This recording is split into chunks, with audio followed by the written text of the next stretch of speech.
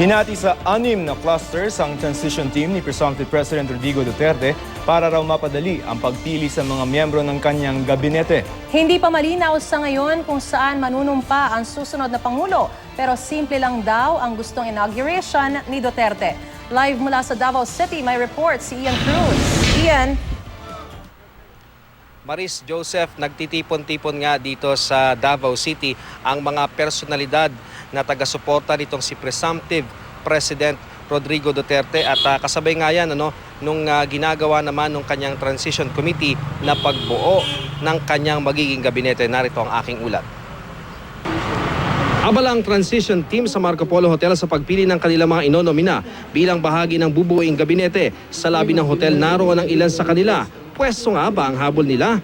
Nandito lang ako sapagkat after merong errand na pinagawa sa akin si Mayor to buuin yung aming national canvassing team. Because we want to organize the celebration in victory.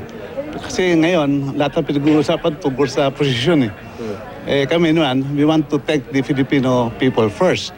Namataan din si dating Laguna Governor E.R. Ejercito, pati na ang kinatawan ng Gabriela Party List na si Luz Ilagan. Sa isang hotel, naroon naman ang mga miyembro ng Mayor Rodrigo Roa Duterte for President Movement.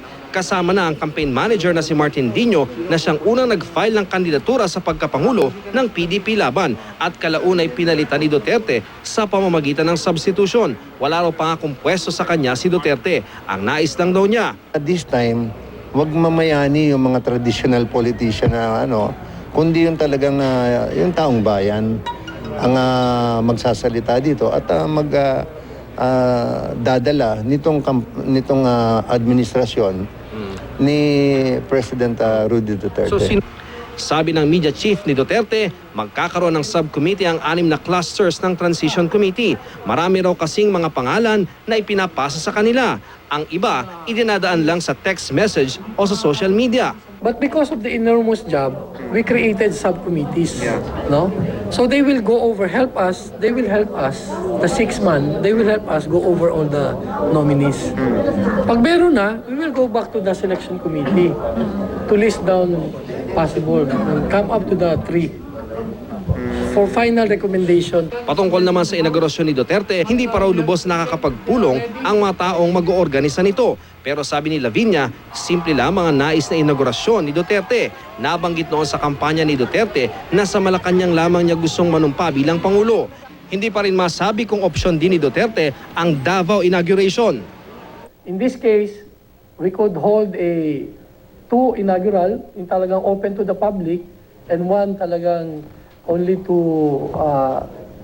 the limited audience that we can pack inside the ceremonial hall of Malacanang.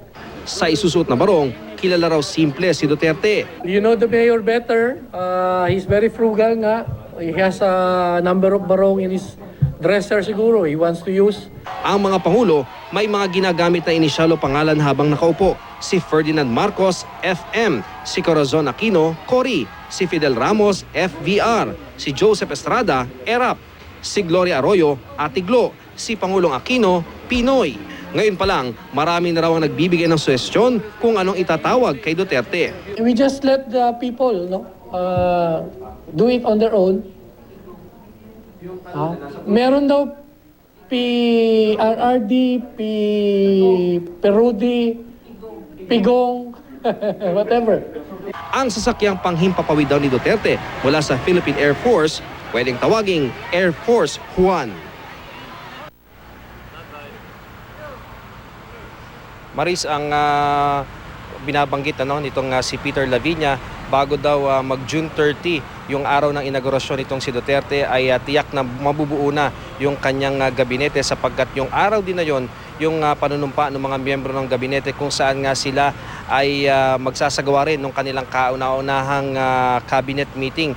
Yung Vice President naman daw ay bibigyan din ng slot at titiyakin daw nila na hindi lamang flower-based yung Vice President na yan dahil may maganda siyang papel sa gabinete at sa pamahalaan itong si Duterte.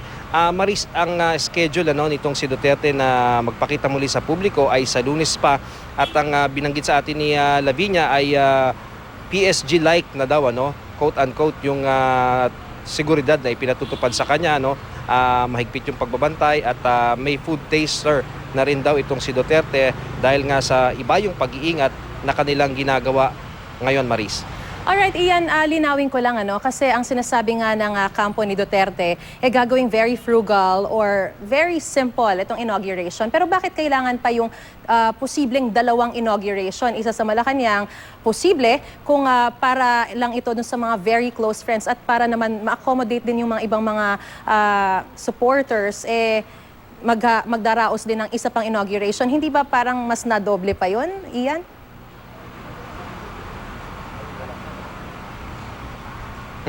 Maris, kasi ang sinasabi nito si Lavinia na maaring magkaroon ng tinatawag nga na dalawang inaugurasyon, isa dun sa pampubliko kung saan mas maraming mga tao yung makakakita sa kanya, at yun namang isa doon nga dun sa isang ceremonial hall ng Malacanang kung saan nga pili lamang daw yung makakapag-witness nung panunumpa niya doon. Pero Maris, ang sinasabi naman nila, kung iyan sa pampubliko man o kung meron pang isa doon sa Malacanang, hindi naman daw gagastos ng malaki. Katunayan, yung ibang supporters nila, ang sinasabi, yung pag pumunta ka naman doon sa inaugurasyon niya sa pampubliko, bring your own baon naman daw yon. Wala silang gastos doon. Kumbaga, yung entablado lamang at yung ilang mga gamit doon, at pagdating naman sa Malacanang, ang sinasabi nila, simple lamang din yung mga pagkaing ihain, kung meron nga pagkaing ihain, dahil di ba may mga nababanggit din si Mayor na pagka daw, o si Duterte na kung sakasakali nga doon na magkakaroon siya ng inaugurasyon kahit sa Malacanang, nagbibiro nga siya dati na baka soft drinks lang yung kanyang ibibigay o ipapainom doon sa mga dadalo dyan, Maris. At pika-pika raw. Pero may impormasyon na ba kung gagawin yung public inauguration sa Davao o dito sa Metro Manila?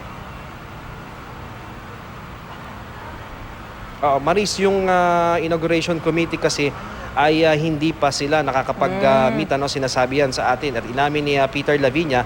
Kaya yun talagang mga detalye, dahil nga nabanggit din namin na kay Lavinia na hindi naman nga sa Maynila talaga itinakda ng ating saligang batas yung panunumpa, dahil nga nung panahon ni Pangulong Joseph Estrada noong 1998, centennial noon ng ating kasarilan, ay sa Baraswain Church ito ginawa. Nung kay Gloria Macapagal Arroyo naman, nung nanalo naman siya sa Cebu naman ito ginawa. Pero kung magkakaroon ng opsyon magkakaroon ng inauguration sa Davao, ay titimbangin daw yan, Marisa, nung inauguration committee, sapagkat sa ngayon hindi daw sila makakapag-decide lang ng sila na lang dahil kasama rin sa makakatuwang din nila yung preparasyon ng PNP, AFP at ang PSG.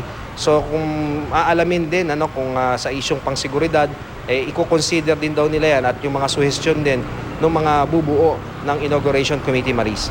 Alright, maraming salamat, Ian Cruz, at abangan natin yan.